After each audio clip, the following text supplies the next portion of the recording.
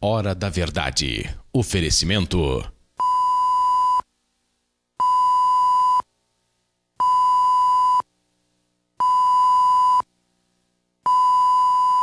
Cristais São Marcos, há 50 anos produzindo arte.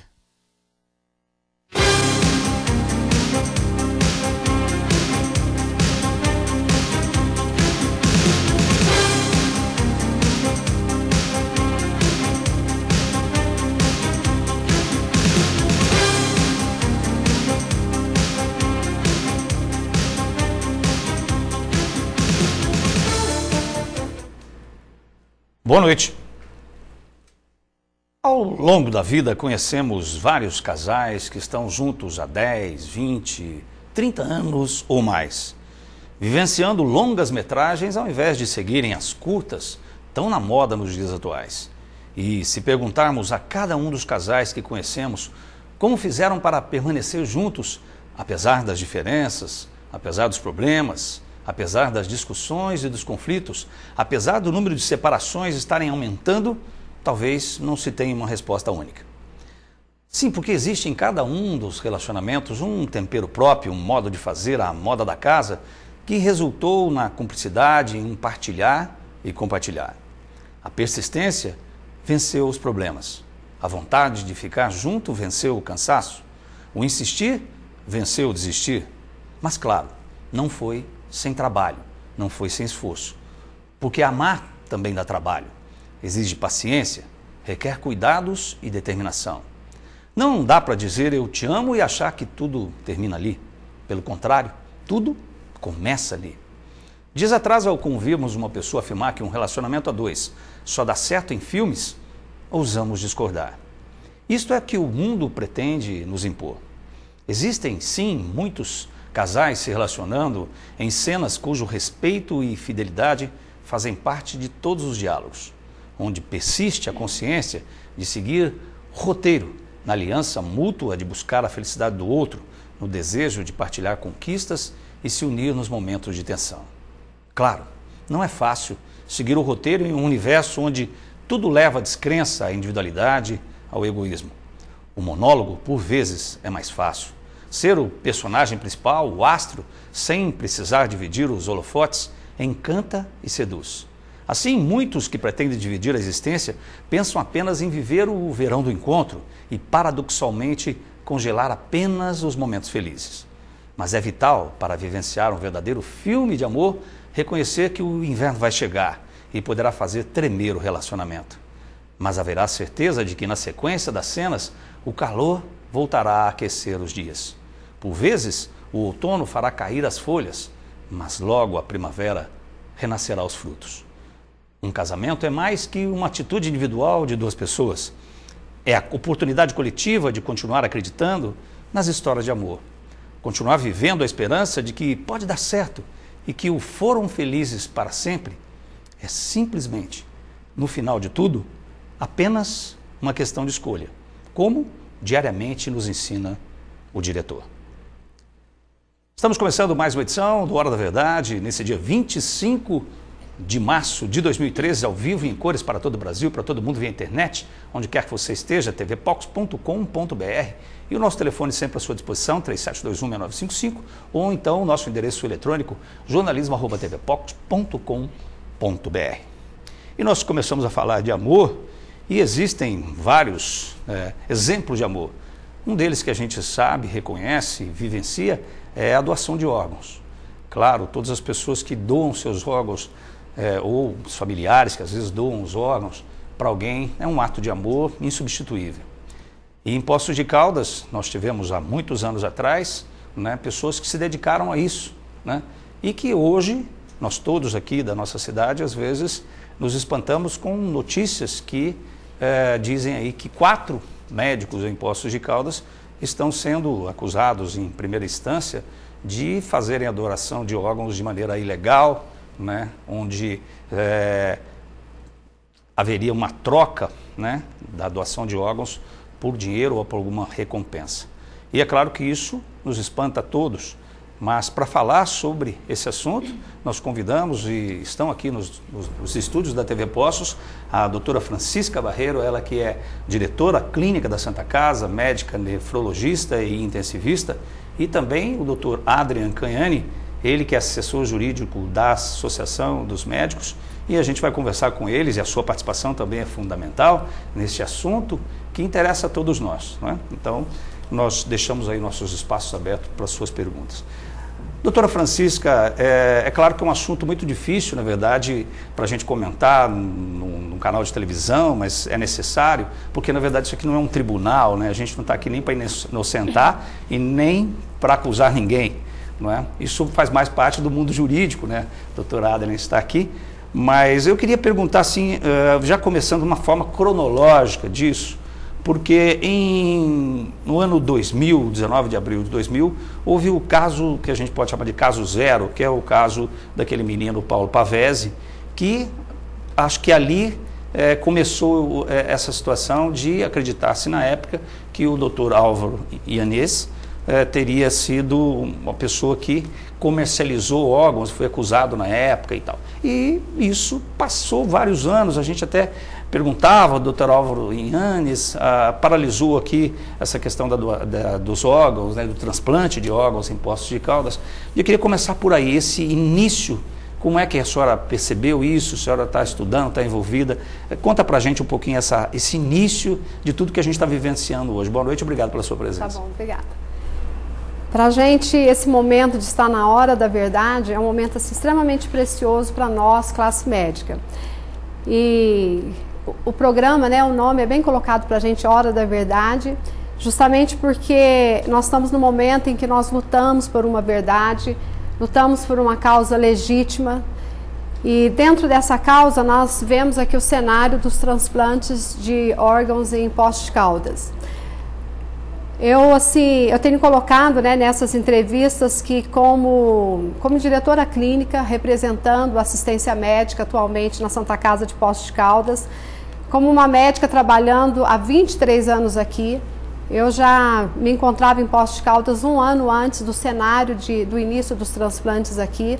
Durante 10 anos aconteceram esses transplantes, depois esses transplantes foram credenciados. Então, durante 23 anos, eu e muitos colegas médicos temos acompanhado toda essa história. E nós, participando da Associação dos Médicos de Poços de Caldas, diante dessa situação na verdade, assim, nós temos fatos concretos e existem boatos, e esses boatos levaram a essa calúnia e então ao descredenciamento dos transplantes em Poços de Caldas. E nós, como Associação Médica de Poços de Caldas, nós conhecemos todos esses fatos, nós tivemos acessos aos prontuários, nós conhecemos a vida, o trabalho honesto, digno desses nossos colegas.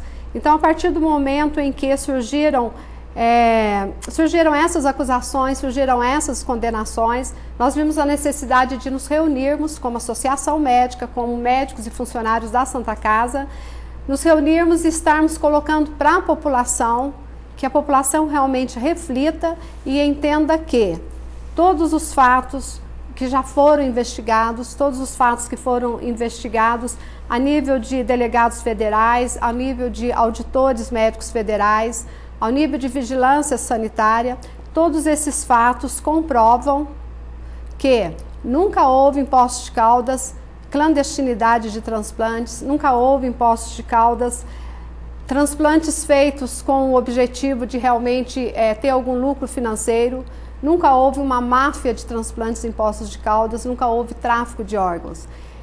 E como é que, na sua pergunta, né, como é que tudo isso começou? Nós sabemos que durante 10 anos os transplantes aconteceram aqui. Eles começaram, na verdade, o serviço de terapia renal substitutiva, o serviço de hemodiálise, diálise peritoneal, esse serviço que proporciona que os pacientes que têm insuficiência renal possam continuar a viver através do tratamento. Esse serviço começou de uma forma pioneira com o Dr. Álvaro Ianês. E oferecendo esse serviço aos pacientes renais, ele também tinha o sonho de que Poços de Caldas oferecesse o transplante renal para esses pacientes. Nós sabemos que o nosso Brasil é muito grande e apenas nos grandes centros os pacientes renais tinham um acesso mais fácil ao transplante. E com isso, através desse sonho, o Dr. Álvaro conseguiu implantar os transplantes em Poços de Caldas. E esses transplantes começaram em 1991, até 2001 foram feitos 204 transplantes, até que então, como no caso em que você citou, houve um determinado momento que após uma doação, em que a própria família procurou o Dr. Álvaro, que gostaria de fazer essa doação, sabendo que o filho tinha evoluído com morte encefálica. Houve essa doação, houve esse transplante de uma forma totalmente legal e após um tempo houve uma denúncia em que havia irregularidade, a forma como os órgãos foram retirados eram regulares. Então, a partir disso e depois um grande envolvimento da imprensa, uma entrevista também que foi dada no Fantástico, tudo isso contribuiu para que se aumentasse de tal forma esses boatos, na verdade, não levando em consideração quais eram os fatos reais, e tudo isso acabou gerando descredenciamento, acabou gerando dúvida na conduta dos nossos colegas, dúvida nas condutas que aconteciam dentro da Santa Casa. Tudo isso, então, foi gerado, infelizmente, a partir de fatos que não eram verdadeiros. E, por outro lado, felizmente, que esses fatos não eram verdadeiros. Bem, na verdade, como vou só ressaltar essa questão da gente estar colocando aqui essa situação toda que está sendo aí a mídia também, né, de uma maneira geral, já colocou isso, estamos vivendo isso. Eu queria fazer uma pergunta também para o Dr. Adrian Canhani. É claro, doutor Adrian, que isso envolve, como a própria doutora Francisca disse, questões de ordem jurídica. E a gente fica pensando, né, por exemplo, a doutora Francisca disse que nenhum desses fatos que foram aí levados à população de uma maneira ou outra não se comprovam na realidade. E a gente fica pensando, se não se comprovam na realidade, como é que a justiça acata, aceita e as coisas acabaram pelo descredenciamento, né? Se a gente acredita que a justiça é tão, na maioria das vezes ela busca a verdade, por que isso não aconteceu e aí a gente perdeu esse descredenciamento? Boa noite, obrigado pela sua presença, doutora. Boa noite, Vitor. O que aconteceu, como a doutora Francisca estava explicando, houve uma denúncia e Poços de Caldas foi sujeita a várias auditorias da Polícia Federal, dos órgãos do Ministério da Saúde, onde se foi examinando toda essa documentação de todos os transplantes que foram feitos, 208, né, doutora Francisca? 204 transplantes. E nesses 204 transplantes, a auditoria encontrou irregularidade em 8 casos. E essas irregularidades que foram encontradas não eram exatamente o objeto das denúncias que foram feitas, mas foram encontradas irregularidades documentais. Como, por exemplo? A lei de transplantes, ela tem uma série de artigos de como deve ser o procedimento legal que legaliza o transplante de órgãos. Alguns desses artigos não tinham sido bem respeitados pela comissão de transplantes. Havia prontuários com datas que não estavam batendo com a data dos acontecimentos, haviam médicos que receberam pacientes e depois participaram em uma fase ou outra da coleta de órgãos, o que a lei proíbe. São infrações criminais pela lei de transplantes. Essas irregularidades existem esses levantamentos nos inquéritos. Isso é muito diferente de se afirmar, como certos setores da imprensa já começaram a fazer, que existia uma máfia de assassinos em Poços de Caldas que queriam lucrar com a venda de órgãos. Quer dizer, nessas irregularidades que talvez se refiram a procedimentos médicos na hora do transplante, eles na verdade não se referiam a essa possível troca de, olha, eu vou vender um órgão e então isso não passa. Seriam atitudes que naquele exato momento foram tomadas, às vezes informalmente, quando existia uma regra para aquilo ser feito, é isso? Sim, é isso, uma regra jurídica pela lei de transplantes, principalmente com relação à lista nacional, que muitas vezes era impossível de ser respeitada, porque o próprio órgão nacional dizia que não tinha condições de se vir fazer a coleta do órgão. Então, esse órgão nacional, a doutora Francisca tem os documentos aí para demonstrar isso, ele dava autorização para que a equipe daqui transplantasse estes órgãos em outros pacientes que não aqueles da lista nacional. Isso, pela lei de transplante, é irregular, pela lei de transplantes. Então, bom, nós vamos fechar esse bloco. Eu gostaria de continuar com essa história, porque o que às vezes se fala é que existia uma lista nacional e que em Poços houve quer dizer, não foi respeitada essa lista nacional e algumas pessoas, vão colocar a palavra, não sei se ela é apropriada, foram privilegiadas em detrimento de uma lista que existia, e aí houve vamos dizer, passaram na frente pessoas que não seguiam essa lista por algum motivo. Então, já a gente volta no Hora da Verdade. Você participa dessa conversa aqui com o Dr. Adrian Canhani e também com a doutora Francisca Barreiro no Hora da Verdade de hoje, 3721-6955, jornalismo@tvpox.com.br. Não saia daí.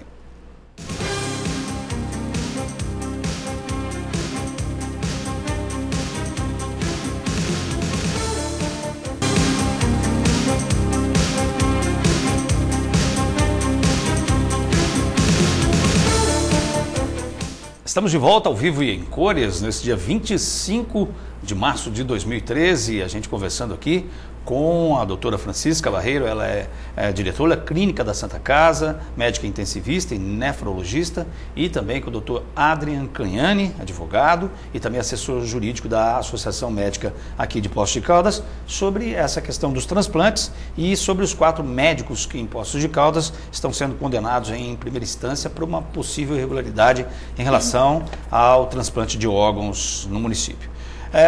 Pergunta minha, que a gente estava terminando esse assunto, na verdade talvez começando, é a questão da listagem, né?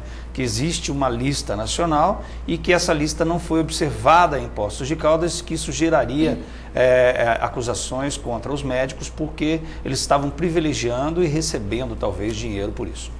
Bom, então a gente tem que entender, primeiro, em relação à acusação que existia, que existe ainda, que os transplantes em Poços de Caldas aconteciam de uma forma irregular, que a Central Regional Sul de Poços de Caldas ela era irregular, ela era ilegal. Então, como é que a gente entende isso? Os transplantes, eles começaram há muitos anos no Brasil. Então, em 1960 se fez o primeiro transplante em São Paulo. Mais ou menos em 1969 se fez o primeiro transplante em Belo Horizonte. Não havia leis de transplantes. A partir desses primeiros transplantes, começou-se a ter várias locais, várias cidades polo que transplantavam, que seriam os núcleos transplantadores, os centros transplantadores. Então, considerando Minas Gerais com mais de 800 municípios, nós tínhamos núcleos de transplante em Uberlândia, nós tínhamos núcleos de transplante em Juiz de Fora, em Montes Claros, tínhamos em Belo Horizonte e também desenvolvemos um núcleo de transplante em Poços de Caldas.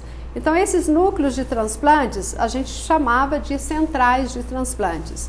Então, várias centrais de transplantes em Poços de Caldas. Essas centrais de transplantes, cada uma tinha sua lista de pacientes que dialisavam na sua região. Então, Uberlândia, ela tinha sua lista de pacientes receptores para atender a sua região. Belo Horizonte também, Montes Claros, Juiz de Fora, Poços de Caldas com a sua lista única da região de Poços de Caldas. São Paulo também tinha a lista única, conforme as regiões de São Paulo. Isso era uma coisa assim, importante que essas listas fossem por região por um motivo. Não adiantaria, por exemplo, eu ter um transplante aqui, que pela lista única nacional, ele seria, por exemplo, para um transplante no paciente lá da Bahia. Como é que você vai viabilizar que esse paciente do norte ou nordeste do Brasil venha transplantar, por exemplo, em São Paulo, Belo Horizonte ou Poços de Caldas? Impossível. Até por conta de horas, por conta de gastos, por conta de envolver aeronaves, por conta de você precisar conhecer esse paciente receptor, como é que ele está fisicamente. Preservar o órgão, Preservar o órgão, né? Que existe um tempo aí para rim de 12 a 24 horas, mais ou menos, em média. Existe um tempo para córneas, existe um tempo para coração, para fígado. Então, essa lista única nacional, isso até hoje não existe. O que existe de lista única nacional atualmente é que o Ministério da Saúde ele tem uma lista de todos os pacientes que estão numa fila à espera de transplante, seja transplante de rim, de córnea, de fígado, de pâncreas, de coração, etc. Então, essas listas, elas são até hoje regionalizadas.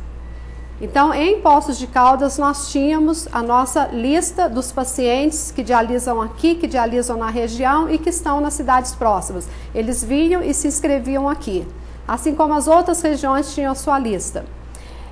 Esses núcleos, então, eles se desenvolveram, eles foram pioneiros realmente nos transplantes. E isso era uma coisa que não era centralizada. Nós realizávamos os transplantes aqui, todos esses transplantes eles eram autorizados pela Secretaria de Estado de Saúde e pelo Ministério da Saúde. Cada transplante realizado, cada doador, cada receptor, ele tinha um registro, ele tinha um nome, ele tinha um endereço. Isso era passado para o Estado, para o Ministério, eles autorizavam esses transplantes, eles pagavam por esses transplantes. Então, todos os transplantes em Poços de Caldas, assim como todos ali em Uberlândia, Juiz de Fora, em Belo Horizonte, todos eles eram legítimos. A partir de determinado momento, o Estado resolveu que era interessante centralizar isso, ter várias centrais, transformar esses locais em centrais, de forma que essas listas regionais, elas tivessem todo o conhecimento do Estado e do Ministério, e que com isso, então, o Sistema Nacional de Transplante tivesse um fluxo, eles tivessem todo um controle sobre isso. Eles tinham o conhecimento, eles autorizavam os transplantes, eles conheciam todos esses pacientes que eram transplantados, mas eles gostariam então de organizar o sistema. Foi aí então que surgiu a Lei dos Transplantes em 1997. Até porque é um dado importantíssimo para se caracterizar como um da saúde, né? Certo. Quer dizer, são uns dados de informações, né, para a gente determinar o que pode estar acontecendo em determinada região mais do que outra, né? Então esse controle, essa série histórica, saber o que precisa melhorar, quanto financeiramente precisa ser investido. Então isso foi algo assim muito importante, que em determinado momento se criou então esse Sistema Nacional de Transplantes. Quando em 1997 se criou a Lei dos Transplantes, em relação aos critérios de morte encefálica, tudo isso não mudou, tudo isso sempre foi igual, já era muito bem estabelecido. O que se cria em 1997 nessa lei é que vamos criar então agora as CNCDOs, que seriam as centrais de notificação, de distribuição, de captação de órgãos. Então, essas centrais agora, elas seriam criadas e elas seriam então credenciadas. Então, na lei de 97 se optou pela criação dessas centrais. Sendo que essas centrais, elas existiam, mas ainda não escrito isso num papel credenciado. E elas eram tão reconhecidas que, por exemplo, o Dr. Álvaro Yanez, em 98, um ano depois que foi criada a lei e que as centrais ainda não tinham sido regulamentadas, porque o Estado de Minas Gerais ele só conseguiu credenciar todas as centrais. Quando eu falo todas as centrais, seria Central Uberlândia, Central Belo Horizonte com 2 centrais, Juiz de Fora, e a nossa central não ficou em Poços de Caldas, porque nós pertencemos à regional de Pouso Alegre. Quem representa o Estado no sul de Minas, para a gente, próximo à nossa região, é Pouso Alegre. Então, quando essa central, em 2001, houve o credenciamento dessas centrais, antes de credenciar as centrais, em 1998, veio uma carta para o Dr. Álvaro solicitando que ele ajudasse na criação dessas centrais no sul de Minas. Então, o Estado já reconhecia Poços de Caldas como centro transplantador, como centro legítimo, como centro que tinha seriedade com a sua lista, tanto que eles solicitam ao Dr. Álvaro que ele ajude a criar essa central de notificação, captação e distribuição de órgãos, esse credenciamento no sul de Minas. E ele manda também uma carta, né, para Passos, Pouso Alegre e Alfenas, apresentando o Dr. Álvaro como aquele médico designado para representar a coordenação do MG Transplante e regularizar a implantação da central de captação de órgãos aqui no sul de Minas. E é interessante que quando ele manda essa carta para o Dr. Álvaro, ele manda no endereço do Dr. Álvaro, com o telefone do Dr. Álvaro, comunicando isso para as nossas regiões próximas. Como é que uma coisa poderia ser clandestina? Colocado ali o nome e endereço do profissional, né, que é o responsável técnico pelos transplantes. Então, a gente vê o credenciamento aqui da Santa Casa para fazer os transplantes, o credenciamento da equipe médica para fazer o transplante, tudo de uma forma extremamente regular. Então, assim, o que a gente passou até agora para vocês? É que esses transplantes, eles aconteciam antes da lei, eles eram regulares, eles seguiam já todos os critérios de morte encefálica, que eram critérios já totalmente estabelecidos. E essa lei, ela vem principalmente agora centralizar, tomar conta de todos os transplantes que são feitos em toda Minas Gerais. E criando, então, essas centrais. E a gente sabe que tem a acusação que a Poços de Caldas tinha uma central clandestina. Essa central não era clandestina. Que seria a MG Sul Transplantes, né? MG Sul Transplantes. Que seria do Dr. Álvaro, essa MG Sul Transplantes, mas que estaria integrada também, até onde a gente leu sobre o assunto também, dentro da Santa Casa. Então ela não era do Dr. Álvaro. Quem era credenciado para fazer os transplantes era a Santa Casa e a equipe. O Dr. Álvaro era o responsável técnico por essa equipe. E quem paga, na verdade, isso envolve como, né, esse trabalho todo de transplantes e tal, quem é que paga? Por exemplo, a gente leu também que houve aí ao longo desse tempo, não sei se 250 mil reais ao longo do tempo, que se arrecadou. Mas eu quero saber assim, quem é que paga o transplante? Então, todos os transplantes, assim como atualmente todos os procedimentos, aqui nós temos na Santa Casa alta complexidade em oncologia, na própria terapia renal substitutiva, alta complexidade em ortopedia, neurologia, todos esses procedimentos, inclusive os transplantes, no Brasil todo, eles são pagos pelo Sistema Único de Saúde. Lógico, tem as pessoas que têm plano de saúde e optam em fazer o procedimento de transplante pelo plano de saúde ou fazer o procedimento de transplante particular, mas a maioria dos transplantes são feitos pelo Sistema Único de Saúde.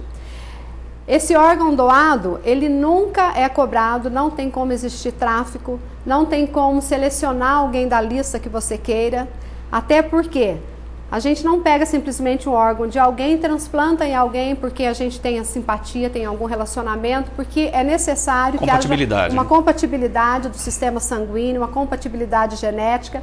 E esse controle existe no Sistema Nacional de Transplante. Ou seja, vamos pegar aqui em Poços de Caldas a nossa realidade. Nós temos 100 pacientes que estão fazendo hemodiálise atualmente, em torno de 100 pacientes. Desses pacientes, quando eles começam a fazer diálise, dentro da lei, dentro de 3 meses, eles já devem estar inscritos em algum centro como candidatos a receptor de transplante renal. Muitos deles optam, não, eu quero continuar fazendo hemodiálise, eu não quero fazer transplante, alguns deles realmente fazem a opção de não se inscrever. Mas dos pacientes que estão fazendo hemodiálise, eles estão inscritos para transplantes. Alguns dos nossos pacientes estão inscritos na lista de Pouso Alegre, na região de Pouso Alegre, outros estão inscritos em São Paulo, também pela proximidade com São Paulo. Quando eles são inscritos, então de 3 em 3 meses é mandado sangue para esses locais onde eles estão inscritos, e ali então é feito o HLA, a compatibilidade genética deles, que é uma análise a identidade genética deles, e é feito também, eles têm ali guardado sangue para quando aparecer um órgão. Vai ser testado com todos esses pacientes que estão na lista, os primeiros da lista que estiverem mais compatíveis é que recebem o órgão. Ou seja, essa escolha é feita pela compatibilidade, pelo tipo sanguíneo, pela compatibilidade genética, então não é algo que é feito assim de uma forma aleatória. Segundo, todo transplante ele é autorizado através, atualmente, né, e mesmo quando a nossa central passou a ser a sede em Pouso Alegre. Para que ocorresse o transplante, nós tínhamos que comunicar com Pouso Alegre comunicava com o Estado Belo Horizonte e Belo Horizonte comunicava com o Ministério da Saúde. E aí, então, através dessa lista, que eles conhecem essa lista, eles têm conhecimento, eles checam se a compatibilidade, de acordo com a compatibilidade, com a identidade genética, para quem vai aquele órgão. Então, essa escolha nunca era feita por nós. Essa escolha dependia de uma identidade genética, de uma compatibilidade e da pessoa também ter condições físicas de receber. Porque muitas vezes, aquele primeiro da lista que foi escolhido, muitas vezes aquele órgão serve para 3 pessoas, mas aquele primeiro da lista não tem condição naquele momento. Ele está com diabetes compensado, ele está com quadro de pneumonia, o coração dele não está bem. Então, se ele não tem condição clínica, vai vir para o próximo da lista. Entendi. Bem, vou fechar esse bloco também, já que nós estamos falando aí dessa questão que envolve, né, toda a classe médica, principalmente em Poços de Caldas. Eu queria fechar esse bloco com uma pergunta para o doutor Adrian Canhani, que ele pode com certeza responder após o intervalo, com relação a como é que está a situação, porque nós temos lido aí que esses médicos foram condenados em primeira instância e como é que está seguindo esse processo.